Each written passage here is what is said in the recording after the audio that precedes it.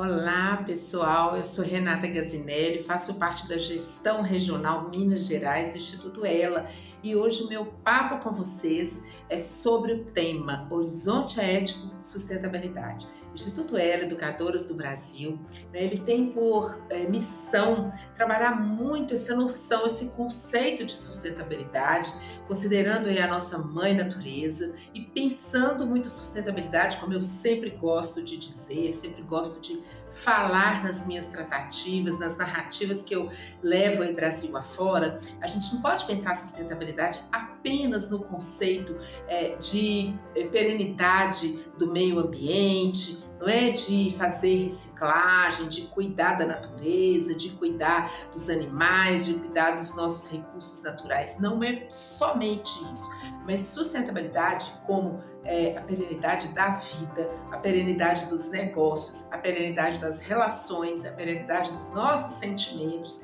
E aí, quando eu penso nesse tema, horizonte ético, né, com um foco, com um olhar voltado muito para a sustentabilidade, eu começo a entender que, na verdade, o que eu devo trazer para mim, para a minha concepção como sujeito, como pessoa de horizonte ético, tem muito a ver com a minha conduta, com a minha trajetória nessa vida, nesse mundo. O que eu tenho feito, né, no ambiente profissional? Que tipo de resposta que eu dou num determinado contexto? Por exemplo, numa discussão, no momento em que eu estou travando ali temas polêmicos ou que eu estou discutindo um assunto com um colaborador da empresa onde eu trabalho, ou na família, quando nós estamos ao redor de uma mesa, no domingo, no almoço de domingo, por exemplo, como eu trato alguns temas que, porventura, para mim podem ser naturais, mas para o outro nem tanto. Para mim podem ser difíceis, para o outro nem tanto. Então, quando a gente pensa muito nessa ideia de horizonte ético, né, deveria vir primeiramente na nossa cabeça, assim, na nossa mente, lidar de maneira madura, lidar de maneira lúcida com as situações que fazem parte da nossa vida. E quando eu falo lidar de maneira madura, de maneira lúcida, eu não estou aqui querendo dizer que nós não podemos discutir, discordar, argumentar, contra-argumentar. Não é essa a minha lida, que não é essa a minha defesa nesse momento. A lucidez, eu acho que ela passa muito por um caminho onde, assim, olha, eu entendo o seu ponto de vista, olha, eu aceito o seu ponto de vista, eu posso até não concordar com ele, mas eu aceito, eu entendo, eu compreendo, né? Eu consigo dimensionar a sua dor. Gente, que coisa mais difícil do que a gente se colocar no lugar do outro diante de uma dor, por exemplo. Se eu nunca perdi, por exemplo, alguém muito próximo da minha vida, como é que eu posso entender como é que é a dor de alguém que perdeu um parente, de quem perdeu um filho, um esposo, um amigo, um irmão, um pai ou uma mãe? Então não é tão simples pensar. Horizonte ético é quando eu olho lá naquele ponto, lá no fundo, lá no fim, e eu falo assim, puxa vida, tem alguém que pensa diferente de mim, tem alguém ali, né, que consome energia mais do que eu consumo, ou até o inverso, né? Às vezes aquela pessoa, ela não se desgasta tanto quanto eu me desgasto com temas pequenos do dia a dia. O que é valor para mim?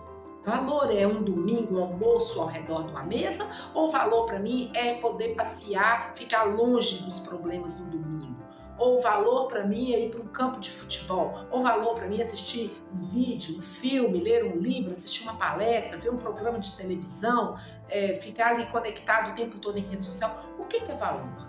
Então, o horizonte ético, e quando a gente pensa nele como uma coisa muito perene, uma coisa que pode ser realmente sustentável, equilibrada dentro do nosso contexto, do nosso dia a dia, ele precisa passar por essa narrativa da lucidez, né? Dessa narrativa do equilíbrio, o equilíbrio de compreensão, o equilíbrio no sentido aqui de respeito às diferenças, respeito ao olhar do outro, respeito à opinião do outro. Gente, isso tem sido muito difícil na nossa vida, né? No nosso cotidiano, no nosso dia a dia.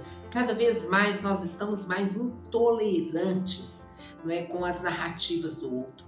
Cada vez nós estamos diminuindo a capacidade nossa de lidarmos com aquilo que não está no nosso escopo de compreensão ou no nosso entendimento de aceitação. muito difícil. Eu acho que é aquela linha tênue, aquela linha muito limpa, aquele limite onde eu falo assim, puxa, aqui termina o meu direito e daqui para lá eu não posso mais sobrepor, porque começa o direito do outro. Né? Termina a minha parte para começar a parte do outro. Eu falo que essa linha ela é muito tênue. Eu costumo dizer até para os pais que ela se parece muito com o fio de um soltador de pipas, né? De que é aquela linha de quem solta uma pipa. A gente não vê aquela linha no céu. A gente não vê. A nossa pipa está lá voando, fluida, né? Ao vento, está às vezes até à deriva ou não está sendo controlada por nós, mas existe um fio invisível que está ligando a pipa a quem está ali embaixo no chão soltando a pipa. Né, que está controlando a manivela. Vamos pensar que o horizonte ético é mais ou menos como esse fio invisível. Tem alguém que precisa controlar isso, né? E essa pessoa tem que ser eu. Tem que ser eu como sujeito que estou fazendo parte dessa humanidade, como um sujeito que quero aprender, que quero desenvolver, né? Quero ampliar as minhas conexões com a vida, quero ampliar as minhas conexões espirituais, independente da religião que eu tenha. Vamos pensar na religiosidade, né? Na nossa conexão com Deus ou com algo maior do que nós, na nossa conexão com a terra, com a natureza, com o universo que sempre conspira a nosso favor. Então, pensar no horizonte ético é muito isso, olhar para esse fio invisível que a gente não consegue pegar, que a gente não consegue estancar quando ele está ferido, quando ele está sangrando, né? Mas a gente fala, puxa, aqui tem alguém com a manivela, aqui tem alguém no controle, aqui tem alguém que cuida disso. Aqui tem alguém, né, que dá conta de lidar com isso, mesmo diante do caos. Eu gosto demais, sabe, pessoal, do que está escrito lá na nossa bandeira do Brasil. Ordem e progresso. A ordem das coisas, o progresso das coisas. Todo mundo quer isso. Todo mundo quer ordem e progresso. Agora, eu faço isso. Eu permito isso acontecer na minha vida, eu permito isso acontecer na minha mente, né, nos meus sentimentos, na lida que eu tenho com um filho difícil, né, com um cônjuge um pouco mais rebelde, um pouco mais complicado, com um colaborador que trabalha ao meu lado e que nem sempre eu compactuo das ideias dele, ou das crenças, ou da forma como ele trabalha. Como é que a gente faz isso no nosso dia a dia? Como é que a gente transporta, né, essa capacidade de lidar com o horizonte ético do outro em relação ao nosso, dando o nosso melhor, não permitindo que a nossa energia caia, que a gente não desperdice energia. Olha, gente, eu tenho uma coisa importante para dizer para vocês. Energia é algo sagrado e a gente tem desperdiçado demais as nossas energias com o profano e não com o sagrado, com aquilo que está na vida mundana nossa. A gente gasta uma energia assim, espetacular para brigar, para discutir, para contrariar, para se opor, né, para estressar, para perder o nosso bom humor. A gente gasta uma energia imensa nessas coisas. Né? Ao invés de gastar uma energia imensa em consolidar, em construir, né, e ampliar essa capacidade da harmonia, da leveza, da sensatez, da lucidez que eu falei agora há pouco para vocês. Então, pensar na ordem do progresso envolve muito isso, esse horizonte ético, que não é fácil construir, não é fácil consolidar. Mas quem disse que a vida é fácil? Né? Quem disse, gente, que viver é fácil? Não é, claro que não é.